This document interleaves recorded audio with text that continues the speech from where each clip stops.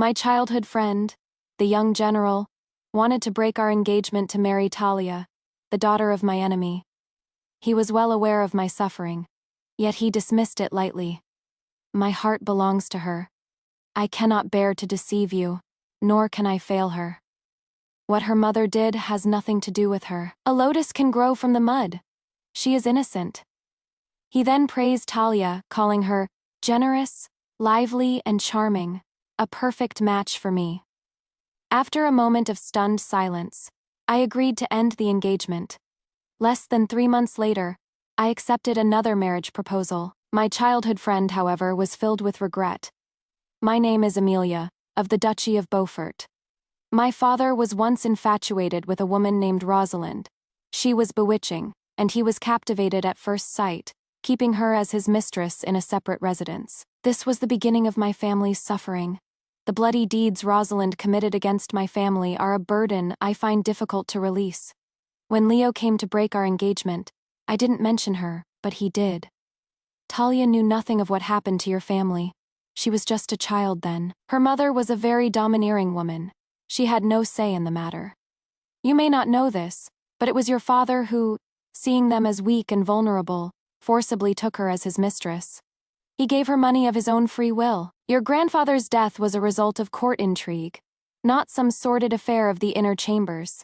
You've been deceived by your own family. They've pushed all the blame onto a woman, Talia said. Her mother was unaware of your family's plight. She feels very guilty and wants to compensate you. I listened in silence. The sunlight filtering through the ornate window tiles seemed dim and distant, stripped of its usual brightness. General, I asked, do you believe all of this? It is the truth, Leo said, a hint of annoyance in his voice. If you believe it to be the truth, why do you feel the need to explain? You are feeling guilty. And if you truly accept what you've heard, what is there to be guilty about? He became flustered and angry. Do not be unreasonable. The fallen find few allies. You should reflect on why the duchy has come to this. Your family's tragedy was caused by your father, not Talia's mother. The heart in my chest turned to ash. The lingering smoke stung my eyes, almost bringing me to tears. But I had never expected him to avenge me. For years, the title of Leo's fiancée had been a protective shield for me. His mother, Lady Montague, had also been incredibly kind, taking great care of me. I hadn't lost out entirely. General, I agree to end the engagement, I said with a smile, managing not to cry. The only thing that stung was the realization that the sincere love I had once given was now being trampled in the mud. Perhaps sincerity was always worthless. Leo's mother, full of guilt, sent 2,000 silver taels. That Miss Talia is no good, but I cannot stop him, she said. Lady Montague was a good person, but even the best of people must consider their own interests. The Prime Minister's family versus a fallen duchy was no contest. Talia's background was poor, but her mother was a close confidante of the Queen. An alliance with them would be of great benefit to the Montague family. Lady Montague had cared for my mother and me for a long time, a debt of gratitude I could never repay. To accept her silver would be too much. I refused. That night, I sat alone, my thoughts drifting to the past. My father's mistress, Rosalind, had been a widow with a daughter my age. My father, bewitched by her, had secretly given her family fortunes. She had found a way to convert the money into shares, investing them in various businesses. By the time my grandmother found out, the money was gone. She fell ill and passed away within 2 weeks. My mother used her own dowry to keep the family afloat. My father, filled with remorse, had my younger brother officially named as the heir, a title he had intended to bestow only when my brother turned 16.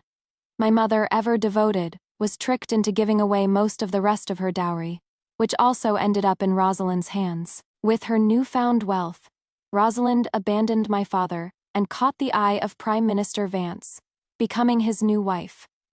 What a masterful move. The Prime Minister was a known philanderer. After his first wife passed away, leaving him with 4 sons, His household was a chaotic mess of beautiful maids. When Rosalind entered, she cleaned house. The Prime Minister, now over 40, settled down and doted on her exclusively. His 4 sons, grateful for the peace she brought, accepted and respected her. Rosalind had climbed the ladder on the back of my family, becoming the Prime Minister's wife. Her daughter's name was changed to Talia, and she became a young lady of the Prime Minister's residence. My father, devastated, spoke of becoming a monk and then vanished without a trace. My mother left to raise my younger brother and me, shut the doors and lived a secluded life. But Rosalind was not finished. She told my maternal grandfather what had happened. My grandfather, a man of fiery temper, was enraged. He summoned my mother. Upon learning the truth about my grandmother's death and my father's disappearance, he vowed to seek justice. He joined forces with several court censors to impeach the Prime Minister. But the move backfired. It unexpectedly cleared the Prime Minister of suspicion of being involved in a succession plot, deepening the Emperor's trust in him. The Prime Minister's family became more powerful than ever. Me grandfather, belatedly realizing he had been used, coughed up blood and died. My mother, struck by one tragedy after another, lost her mind. She was 10 that year. With the help of a few close relatives and the connections my grandfather had left behind, I held the family together. My mother was cared for in the rear courtyard by 2 old maids. I hired a tutor to oversee my brother's education. My uncle and aunt were very supportive, and my mother's childhood friend, the widowed Lady Montague, often looked after us. That is when I met Leo. He was from a military family, 3 years my senior, a bright, bold, and proud boy, like the sun itself. He knew all my family's secrets and declared angrily, "One day, I will kill that woman Rosalind and avenge you." Hearing this, I would just smile. Lady Montague was very fond of me and wanted me as her daughter-in-law. The boisterous, ever-energetic Leo would blush to the tips of his ears. And so it was settled. My uncle had a distant cousin draw up the marriage contract. I became the fiancée of the general's son, gaining another layer of protection. I have never forgotten how Rosalind climbed to her current position on the blood and bones of my family. She also had her own businesses, and could always procure rare antiques to please the queen. I did not ask Leo to avenge me. The vines she clung to were too thick for us to challenge. Surviving came first. Revenge could wait. Leo and I grew up together. He spent 3 years at the border, right when a war broke out. A new tribe had grown strong and was threatening trouble. He defeated them. The Emperor was overjoyed and made him a 4th-rank general. He was only 20 that year, the first in the dynasty to achieve such a rank at that age. I saw him change. He became arrogant, puffed up with success, and unbearable. I heard the queen had gifted him 2 concubines. He had accepted them both. Lady Montague tried to comfort me. "I will keep them in line. I will not allow any illegitimate children to be born before you are married. You can rest assured." But I was a girl from a fallen noble family, with no support. How long could even a mother-in-law's protection last? When he came to visit, he no longer brought the simple sweets of our childhood, but gold, jewels, and silks, gifts clearly chosen by servants, without a thought from him. I accepted them, because I needed this fiancé, was always planning for the long term. He no longer visited frequently. After that one visit, he disappeared. I could feel that the proud, successful man was now ashamed of me. The shabby Duchy of Beaufort was not worthy of him. Our wedding was officially set for 6 months later, but, when he came to break the engagement, I was still surprised. I had thought that the Leo I knew would, at the very least, keep his promise and marry me, even if he no longer loved me. But he was breaking his word. And what shocked me even more was that his affair with Talia was the talk of the town. Talia was Rosalind's daughter. Like her mother, she had a pair of bewitching eyes that seemed to hold a deep affection for everyone she looked at. Fair skin, red lips, a slender waist but a full figure, a devastating beauty. Leo was captivated by her. Was Talia truly so innocent? When my father was infatuated with Rosalind, my mother had questioned his personal servant about how it had all begun. I had been there and remembered. It was a little girl, the same age as the young lady. She was so pitiful, clinging to the Duke's leg saying she was starving. She was so beautiful, like a porcelain doll. The Duke tried to leave twice, but she held onto his leg and wouldn't let go. The girl was very clever with her words. The Duke said she was 100 times smarter than the young lady. He started visiting more often, and then he started spending the night in Rosalind's chambers. He didn't want to at first. That little girl was Talia, young, innocent, an excuse that allowed her to do anything without being blamed. Leo had said my father got what he deserved, that Talia was pitiful. A man who is tricked and swindled out of his money is a fool who deserves his fate, perhaps. But was she innocent? Even if she were, she had benefited from her mother's greed. She was a beneficiary, and a beneficiary has no right to call the victim deserving of their fate. I rummaged through my belongings and found a jade pendant I had treasured. I went to the estate of the Marquis of Kenwood. The Kenwood family was at the height of its power. The Marquis was also a military man, with great achievements and a powerful army. The imperial consort from his family had borne the emperor 3 sons, all intelligent and favored. The gatekeeper had never heard of the Duchy of Beaufort and didn't recognize the name. So I waited. I waited for 7 hours. From morning until dusk, no one would see me. The next day, I went again and happened to see the Dowager Marchioness, leaving to offer incense. A servant mentioned me to the head housekeeper, and the Dowager Marchioness actually summoned me. She was kind and gentle. I knew your grandmother. Have you all been well these years? I have been well, thank you for your concern, I smiled. I have a gift for you. What is it? I handed her a silk-wrapped package. She took it and instructed the housekeeper to take me inside for tea. She also told the woman to ask if I needed any help. Then she left for the temple. She thought I was there to beg for charity. I did not stay for tea. I turned and left. That evening, the Sterling family sent someone to invite me to their estate. I spoke with the Dowager for 2 hours. Less than 3 months later, they offered a marriage proposal. They wanted me as the second wife for their heir. It was not an ideal position, but the heir's household had no concubines or children, and the family status was high. The heir himself was impossibly handsome. Even the emperor's own daughter was clamoring to marry him. I became the center of attention overnight. Leo heard the news and came to see me. After my new engagement was announced, he came to my door. His face was dark. Amelia, a family as powerful as the Sterlings. You will suffer if you marry into it. The queen's own daughter was vying for that position, but the emperor and queen refused. You've taken her place. It is a thankless position that will only make you enemies. The second wife of the heir is still a senior daughter, in-law of the main family. How could such a position fall to you? Countless people were fighting for it. He looked down on me, and so he thought every other noble family would as well. The powerful Sterlings, proposing to a girl from a fallen house who had just had her engagement broken. It was a move fraught with intrigue. He was showing a sliver of kindness, but it was buried under such a thick layer of contempt that it was hard to swallow. I looked at him calmly. According to you, General, what should I do? Amelia, become a nun. It is the only way to protect yourself. Refuse the Sterlings. In the future, I will take care of you. Your mother, your younger brother, I will look after them all, he said. I laughed out loud. How will you take care of us? There is always a way. Even though I broke our engagement, I cannot bear to see you fall into a pit of fire. General, were you not the one who pushed me into the fire in the first place? You knew how devastating a broken engagement is for a woman. Yet, you did it. You knew that becoming a nun would ruin my status, leaving me fit only to be a mistress or a concubine.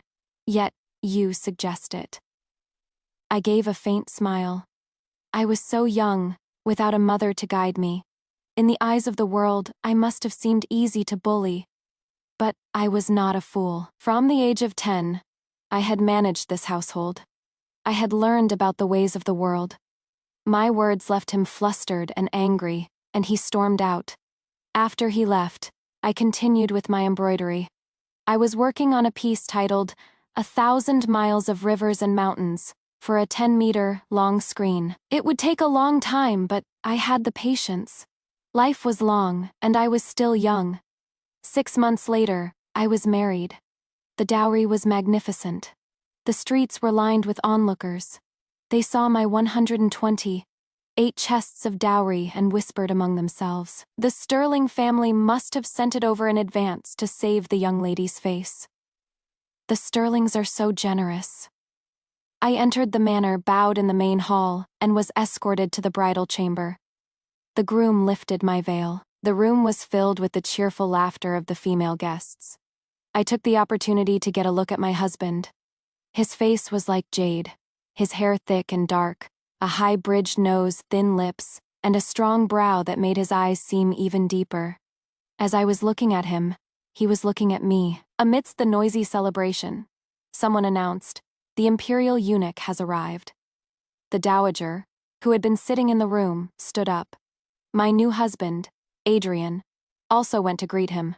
Soon, a eunuch in his 50s entered. He sized me up and said politely, "A true beauty. The dowager has a good eye. The imperial consort will be very pleased when she sees her." He presented me with a box containing a jade bracelet. I stood up and thanked him. The guests who had been teasing us left, and the maids helped me remove my makeup and change. It was late when Adrian returned to our room, smelling faintly of wine. "My lord," I said, curtsying. He nodded and asked, "Are you tired?" "I am fine." The maids helped him change and bathe as well. In the bridal chamber, the candles flickered. The red silk curtains were drawn, casting the room in a dim light. I lay down stiffly, and he lay down beside me. He suddenly asked, "My grandmother told me you have several businesses of your own. When my grandfather was alive, he helped an old friend. After my grandfather passed away, the friend came to repay the 500 silver taels he had borrowed. I was only 10 at the time, but I spoke with him. I learned that he was a merchant who traveled by sea, of low status, and was looking for a patron. I made the decision to take him in as a retainer of the duchy. I then secretly sold a few hundred acres of the family's land to raise the capital for him to start a fleet of merchant ships for me." I told him everything. He had only known the general outline. He looked at me in surprise. "Weren't you afraid of being cheated?" "I had to survive. I had to have my revenge. If I didn't take risks, I would have just lived a life of quiet desperation. I took a gamble. If I lost, I would have taken my mother and brother, burned down the manor, and we would have all become ghosts together," I said. He was silent for a long time. I thought he would be disgusted by my ruthlessness, but instead, he pulled me into his arms and whispered, "My grandmother has a good eye. You are indeed brave and resourceful." On our wedding night, the red candles burned until dawn. We consummated our marriage. The next morning, we went to the main courtyard to serve tea. My father-in-law was a military man, stern and imposing.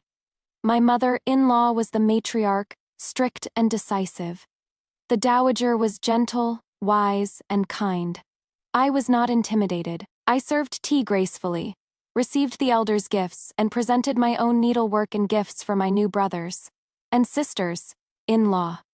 The first test of my new life was passed. After lunch, my mother-in-law asked me to stay. She was not a woman who smiled easily. I, too, am a second wife. The dowager has always been fair to me, rewarding and punishing with an even hand. I will be the same with you. You can rest assured as long as you conduct yourself with propriety, no one will dare to bully you." There was no warmth in her words, but they were reassuring. I preferred facts and abilities over emotional appeals. "Thank you, Mother." She nodded and dismissed me. No unnecessary words. Very efficient. In the evening, the dowager summoned me to her courtyard. Only my in-laws and my husband were there. She sent the servants away and asked me to tell my story again. I saw it with my own eyes. A maidservant put poison in the tea. She did it behind a rockery. Some of the powder even spilled. She then served the tea to the Marchioness of Kenwood. After drinking the tea, The Marchioness showed no signs of distress, and even spoke with my mother for a few moments. As she was leaving, her jade pendant fell, and I picked it up. I said I would return it.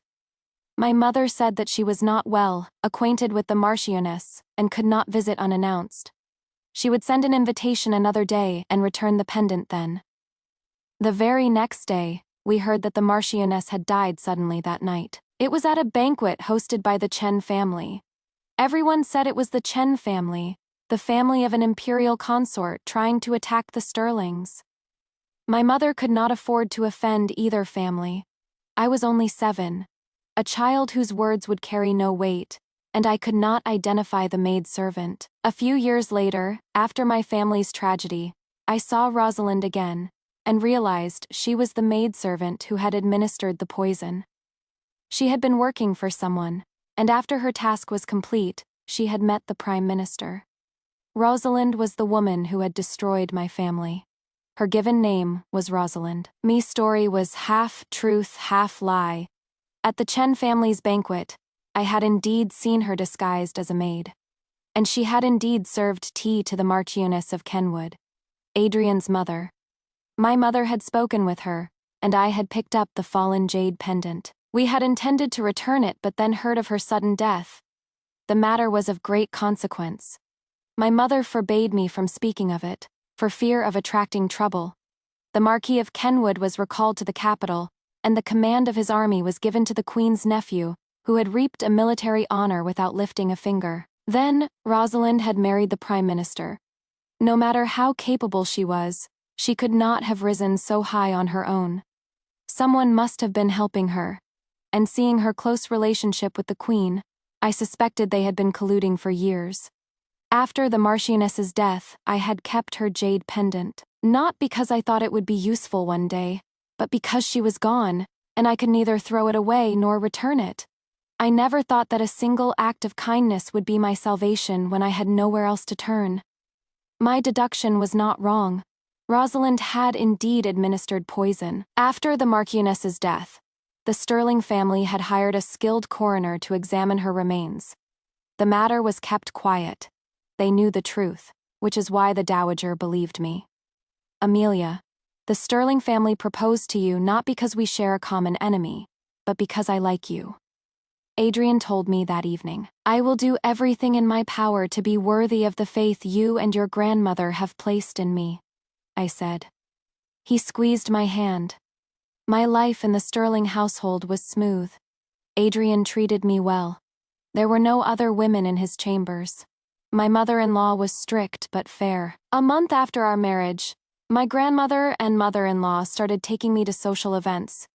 The Duchy of Beaufort had once been glorious, but had fallen on hard times. There were many rumors, but few knew the truth.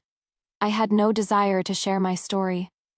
Suffering does not elicit sympathy, only provides fodder for gossip. The pain of my family was a burden I carried in silence, and it was my strength. I ran into the Prime Minister's wife, Rosalind, at a banquet. She was the picture of grace and nobility. With her close ties to the Queen, everyone fawned over her, and she was generous, which only increased her prestige. Me mother-in-law was no match for her. Only the Dowager Sterling could hold her own. She saw me, but her expression didn't change. The young lord is fortunate to have married such a beauty. It is truly enviable, she said, her words a subtle jab. She did not praise my background or character, only my beauty, a backhanded compliment. Me mother-in-law heard and sneered. She understood the slight. My appearance is plain. You are too kind, my lady, I replied. When it comes to beauty, I cannot compare to you and your daughter. Then I asked, why do I not see your daughter? Is she preparing for her own marriage? Rosalind's expression flickered. The story of Talia stealing my fiancé was well known in the capital. My subsequent marriage into the powerful Sterling family had become a celebrated tale, and many had criticized Talia for her lack of propriety. If I had fallen into disgrace after being jilted, then perhaps their story would have been seen as a fated romance. One must succeed. Success casts a halo, making others seem dim in comparison. fearing I would mention Leo. She quickly changed the subject. She had avoided me. My mother-in-law was delighted. I finally saw her lose her composure. She no longer called me by my formal title but by my given name. Amelia, you are quick-witted. I took her arm affectionately. Mother, do not bother with such people. I have my own ways of dealing with her. She showed a rare warmth and gently patted the back of my hand. At the banquet, everyone could see the harmony between the Sterling mother and daughter. In-law, the news spread quickly. The Montague family heard as well. I was told that Lady Montague had fallen ill, angry with her son but unable to control him. I did not visit her. No matter how kind she had been to me, I had to avoid any appearance of impropriety. In the 3rd month of my marriage, the imperial consort Sterling summoned the dowager and me to the palace. She was Adrian's aunt.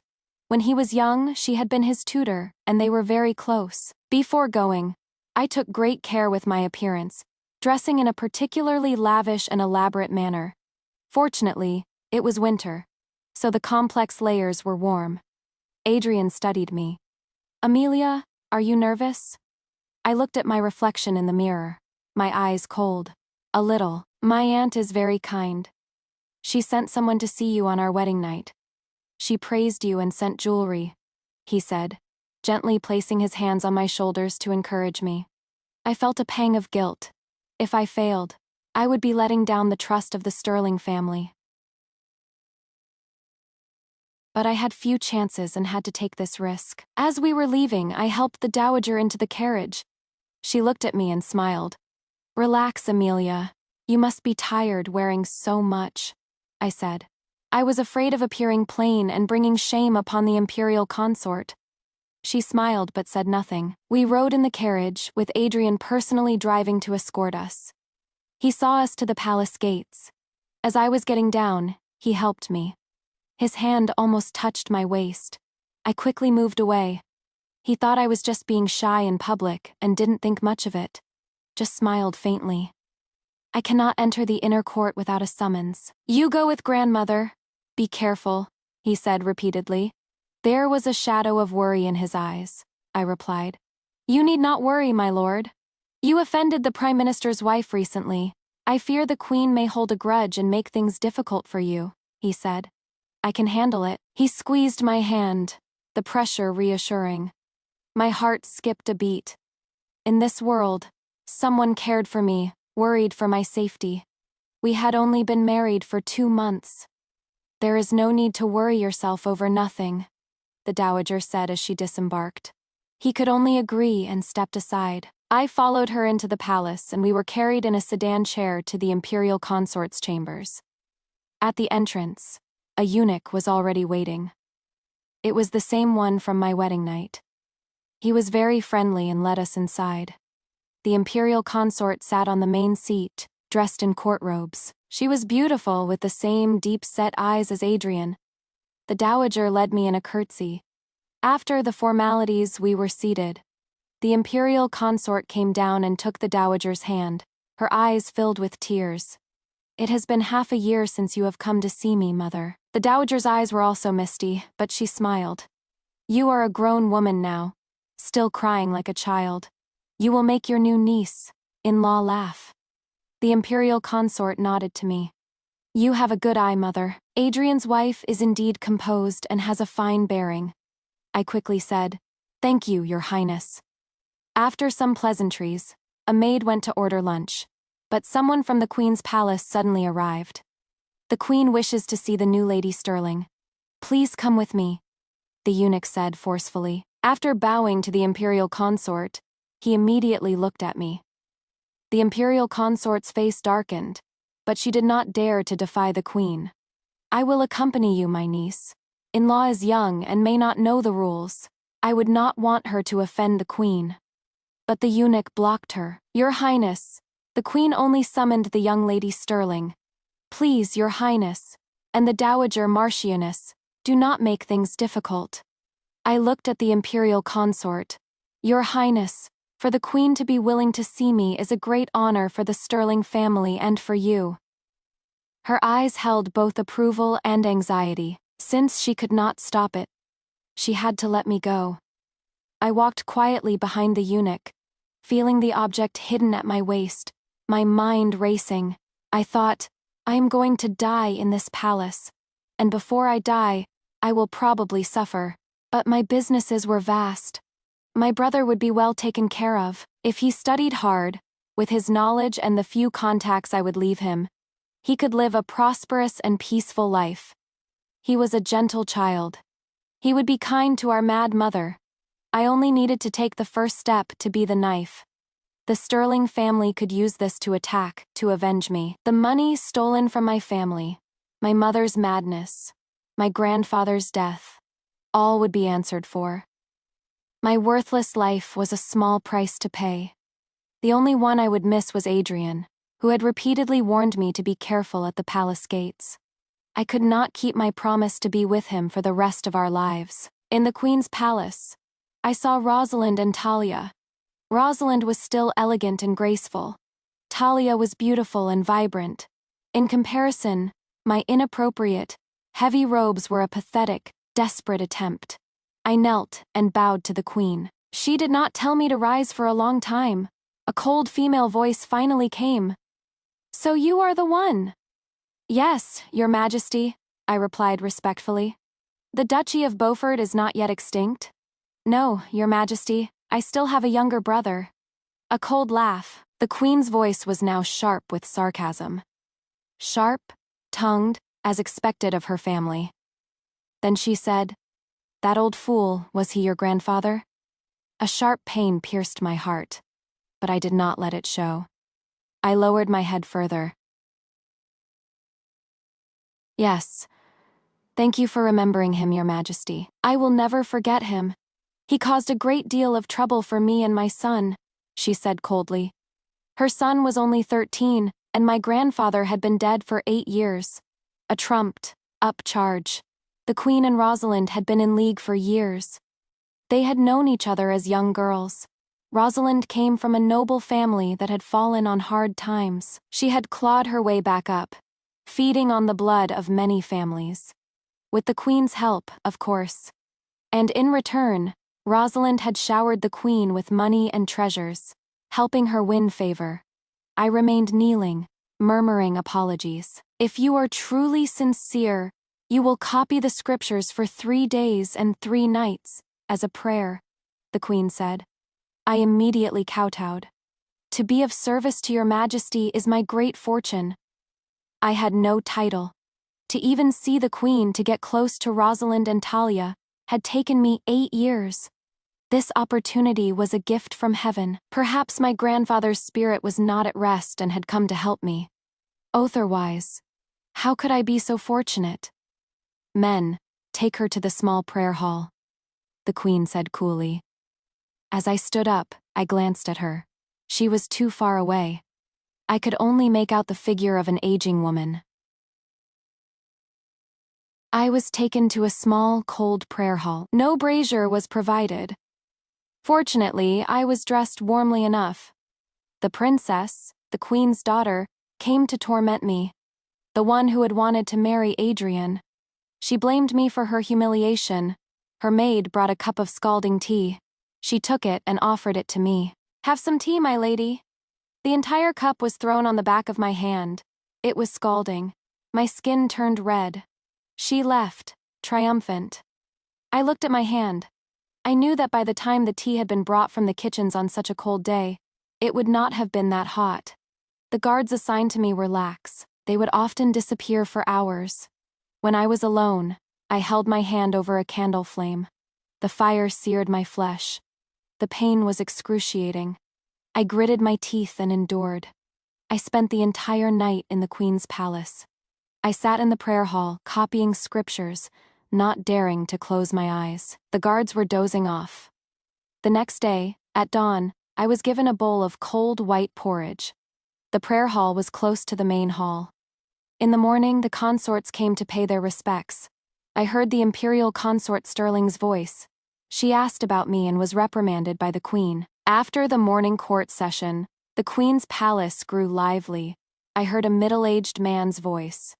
"Bring her here. I want to see her." the emperor said. The sound of a eunuch's hurried footsteps approached. A moment later, I was brought to the main hall. As I entered, I saw the dowager and the imperial consort Sterling by the emperor's side. The imperial consort had brought her backer. "Is this the new Sterling wife?" the emperor asked casually. "Which family is she from?" "The Duchy of Beaufort," the imperial consort replied. "The Duchy of Beaufort? I have not seen the Duke at the New Year's celebrations for many years. The Duke had an accident many years ago and spoke of becoming a monk. He has not been seen since." The emperor was not particularly interested. "I hear you insisted on copying scriptures for the queen," he asked. "Yes," I kowtowed again. Then I lifted my head and looked at the figures on the main seat as if I wanted to speak but was afraid. It was a bold, inappropriate move. The queen's face darkened. "Imperial consort. Nonsense. The emperor and queen are present. Why are you calling for me?" The imperial consort scolded in a low voice. This was a matter of etiquette. Her expression was not serious.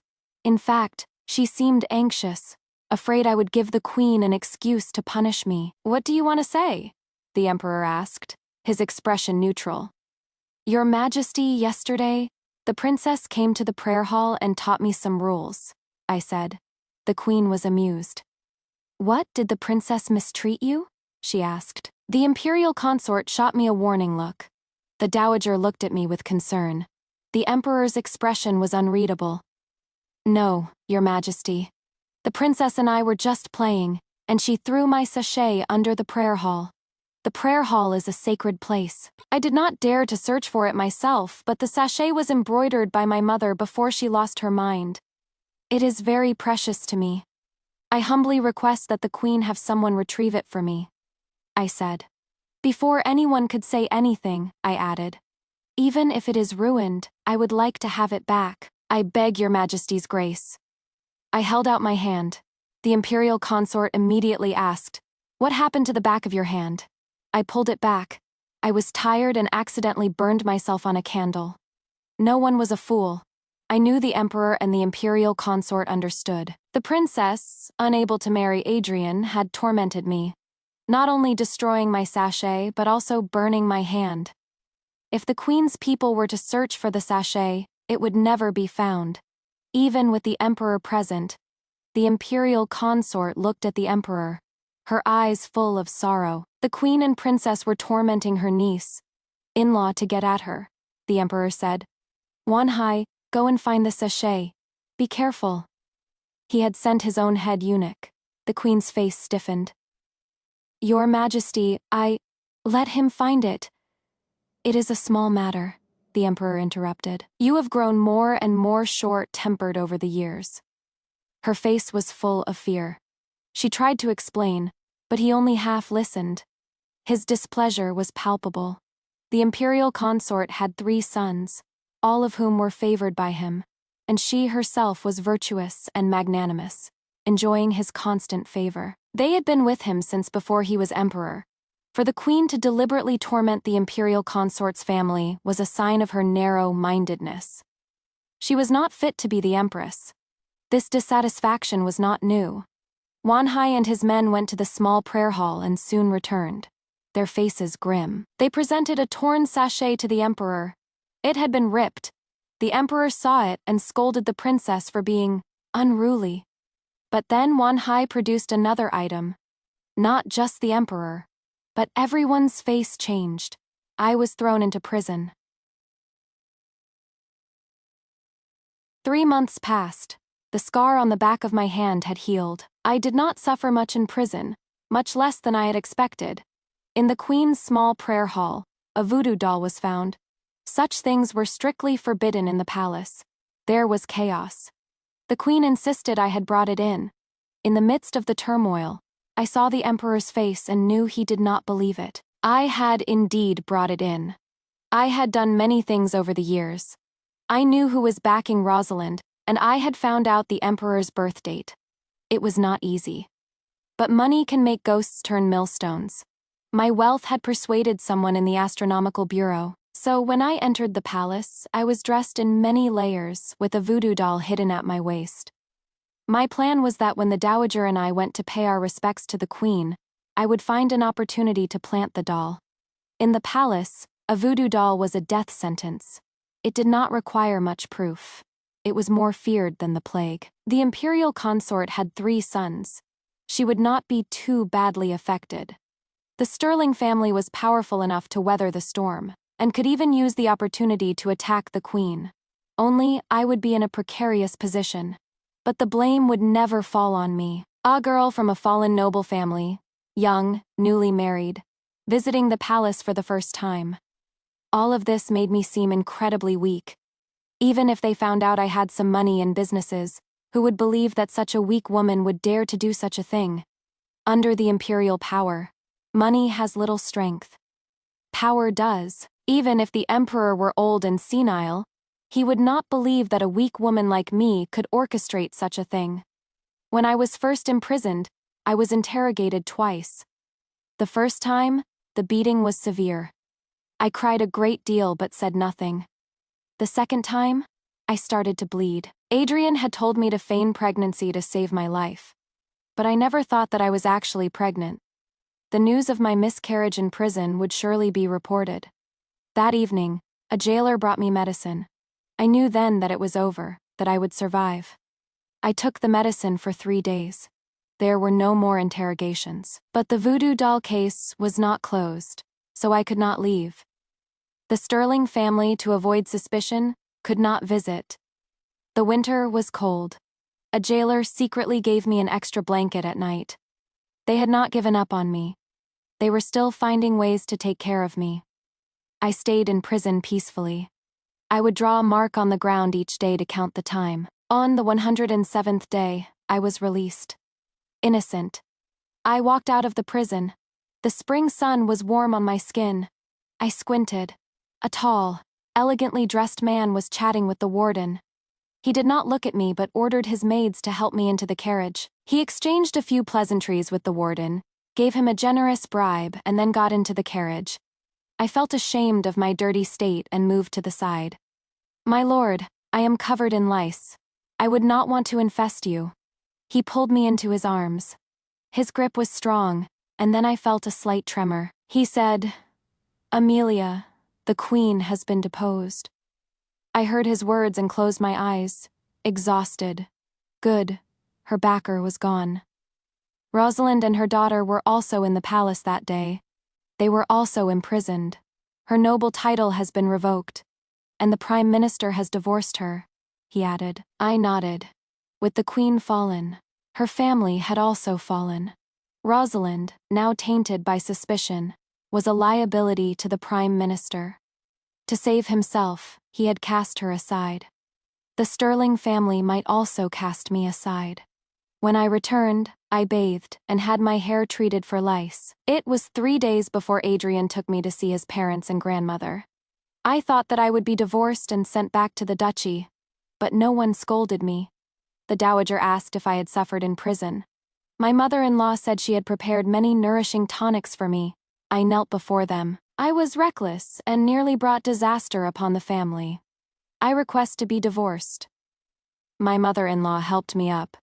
My father-in-law said, "Years ago, Rosalind conspired with the deposed queen to poison Adrian's mother.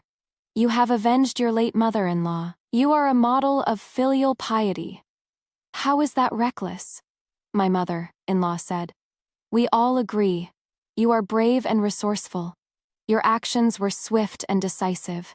We are all very impressed." I was slightly taken aback. I lowered my gaze. But it was too risky. I could have implicated the family and the imperial consort. I am willing to accept punishment. The dowager spoke. The imperial consort has weathered many storms. If she were timid, she would not be a Sterling. But you were destined to be a Sterling wife. You are decisive and meticulous. With a daughter-in-law like you, how can the family not prosper? The fate between people is surely destined. The Sterling family was a military family. Even though her sons were now civilized and no longer went to war, the dowager's spirit of a matriarch remained. She admired me. The others, even if they had their own opinions, had to respect her. My in-laws and husband were also genuinely impressed by my timely actions. No one in the capital is talking about you. No one believes a new bride would dare to do such a thing. The deposed queen was moved to a remote palace. Her health declined, and she passed away within a year. Her family also fell, impeached for numerous crimes and their assets confiscated. Her son was also sidelined by the emperor and was no longer in the line of succession. Rosalind and her daughter, without the prime minister's protection, went in search of a new target. She started a relationship with the Marquis of Dingbei, but it was not like a decade ago. She was older, and her beauty was no longer enough. I informed the Marchioness of Dingbei in advance. The Marchioness insisted that it was Talia who had been improper with the Marquis and demanded he take her as a concubine. Talia was engaged to Leo. He drew his sword and threatened to kill her. The Montague family broke the engagement again. Many people spoke ill of the Montagues to me, but I would always tell them how Lady Montague had taken care of us when my family was at its lowest. And so, I saved their reputation. Lady Montague came to the Sterling estate to thank me personally. Leo has gone to the border. He does not plan to return. His concubines are both pregnant and are being cared for in the manor, she said, wiping her tears. He has failed you. He is indeed faithless, but I do not blame him. With his achievements, he deserves a better match, I said. There is no one better than you. He is a fool, and I was too weak to control him. Later, I heard that his 2 concubines had given him a son and a daughter. After 2 broken engagements, and with illegitimate children, he would probably never be able to marry a lady of a good family.